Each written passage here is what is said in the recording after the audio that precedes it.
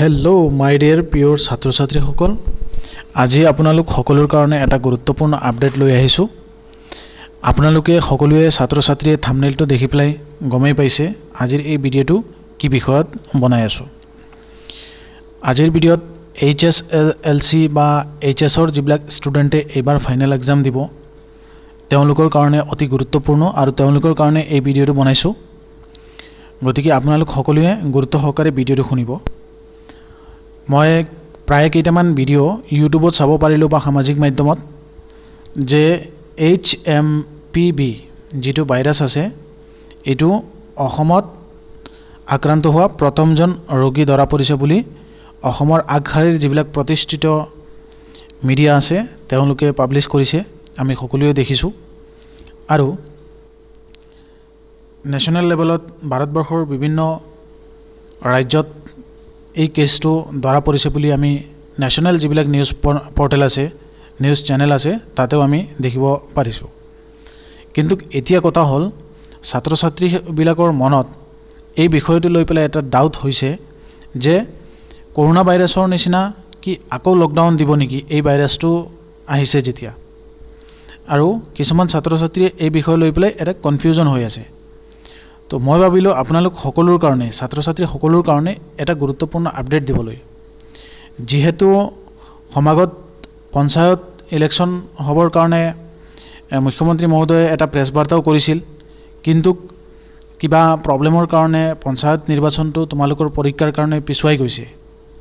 গতিকে সেই বিষয়ে মুখ্যমন্ত্ৰী মহোদয়ে 12 তাৰিখত এটা প্ৰেছ বিজ্ঞপ্তি কৈছিলে, প্ৰেছ বাৰ্তা দি পেলাই আপোনালোক সকলোকে জনাইছিলে যে পঞ্চায়তটো হায়াৰ ছেকেণ্ডাৰী আৰু মেট্ৰিকৰ এক্সামৰ কাৰণে এইটো পিছুৱাই লৈ যাব। যদি HMPV যিটো ভাইৰাছ অসমত প্ৰথম ধৰা পৰিছে বা সেই ভাইৰাছটোৰ কাৰণে অসমত মানে লকডাউন দিয়াৰ তেনেধৰণৰ কিবা যদি সংবাদ পালোহেঁতেন বা মুখ্যমন্ত্ৰী মহোদয়ে তেনেধৰণে প্ৰেছ বাৰ্তাত ক'লেহেঁতেন। গতিকে তেনেধৰণৰ কোনো সম্ভাৱনা নাই, যিহেতু এতিয়া ৱেডাৰটো এনেকা, অলপ মানুহৰ চৰ্দি কাহ জ্বৰ হৈ আছে, ঠাণ্ডাৰ ছিজন। আৰু যদি এই বিষয়ে প্ৰয়োজন হয় তেতিয়াহ'লে বিভাগীয় কৰ্তৃপক্ষ বা চৰকাৰৰ ফালৰ পৰা এই বিষয়ে আগতীয়াকৈ সকলোকে জনাই দিয়া হ'ব। তেনেধৰণৰ আমি কোনো ইংগিতো পোৱা নাই। গতিকে কোনো ধৰণৰ এনেকা লকডাউনৰ খবৰ নাই, গতিকে এইবিলাক মিছা। যদি আহে আমি ভিডিঅ'ৰ যোগেদি আপোনালোক সকলোকে জনাবলৈ চেষ্টা কৰিম। এতিয়া এই ভিডিঅ'টো বনোৱাৰ উদ্দেশ্যটো কি মই আগতে ক'ব বিচাৰিছোঁ। আপোনালোক সকলোৱে পঢ়া শুনা কৰিছে ইমান কষ্ট কৰি, এতিয়া এক্সামৰ সময় আহিছে, তোমালোকে এক্সাম দিবা।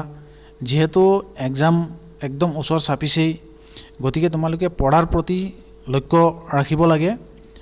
আৰু তোমালোকৰ কোৰ্চ যিটো যদি কমপ্লিট হৈছে তেতিয়াহ'লে ৰিভিউ কৰিবলৈ আৰম্ভ কৰা আৰু সদায় প্ৰেক্টিছ কৰি থাকা। সেইখিনি কামৰ তোমালোকৰ ষ্টাডিৰ লগত জড়িত সম্পৰ্ক যিখিনি কাম আছে সেইখিনি কৰা।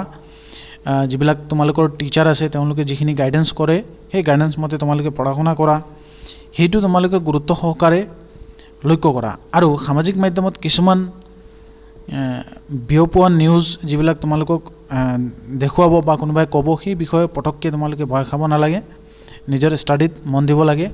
আৰু OILS অসম ইউটিউব চেনেলত আপোনালোক সকলোৰ কাৰণে স্কুটিৰ ভিডিঅ' যোৱা বৰ্ষৰ পৰা বনাই আহিছিলোঁ, আৰু এইবাৰো তোমালোকে ভালকৈ মাৰ্কছ পোৱা আৰু স্কুটিখন কেনেকৈ এচিভ কৰা সেই বিষয়ে টাৰ্গেট লৈ পেলাই ভালকৈ পঢ়া শুনা কৰিবলৈ চেষ্টা আৰম্ভ কৰা। সেইটোৰ কাৰণে এই গুৰুত্বপূৰ্ণ আপডেটটো দিবৰ কাৰণে ছাত্ৰ ছাত্ৰীসকলৰ কাৰণে এই ভিডিঅ'টো বনাইছোঁ। আশা কৰোঁ সকলোৰ ডাউটটো ক্লিয়াৰ হৈ যাব। তেনেধৰণৰ ভাইৰাছৰ কাৰণে কোনো ধৰণৰ লকডাউনৰ কোনো সংবাদ নাই, সেইটো আমি একো এতিয়ালৈকে কোনো খবৰ পোৱা নাই। ধন্যবাদ।